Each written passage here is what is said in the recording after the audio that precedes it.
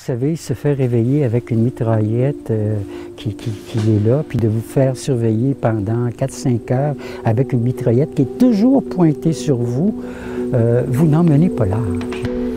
En 1970, le gouvernement Trudeau a suspendu les libertés individuelles en proclamant la loi sur les mesures de guerre. Dans le cadre de cette loi, 497 Québécois ont été arrêtés tout à fait arbitrairement. Je vous en présente un de ceux-là, Gaétan Dosti.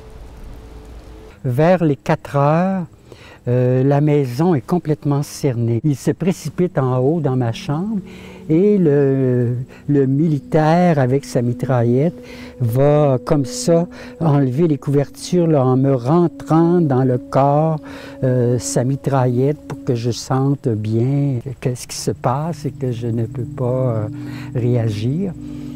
Et pendant ce temps-là, ils vont faire une fouille qui va durer plus de 5 heures. C'est une intrusion qui est absolument brutale, odieuse et qui est très intimidante. Écoutez, mon jeune frère a 7 ans. Tout le monde dans la maison va être marqué à tout jamais. On a subi à 3 reprises des perquisitions comme ça. Alors, je suis mis dans un fourgon cellulaire.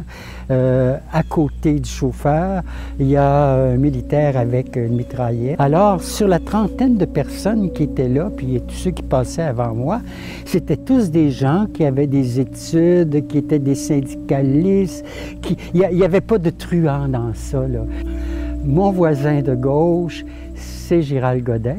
À côté de lui, il y a Gaston Miron. Au bout de cette rangée de 5, c'est Charles Gagnon. Et à droite, c'était Pierre Vallière. J'ai eu toute ma vie durant, et surtout dans ces années-là, une image d'un radical.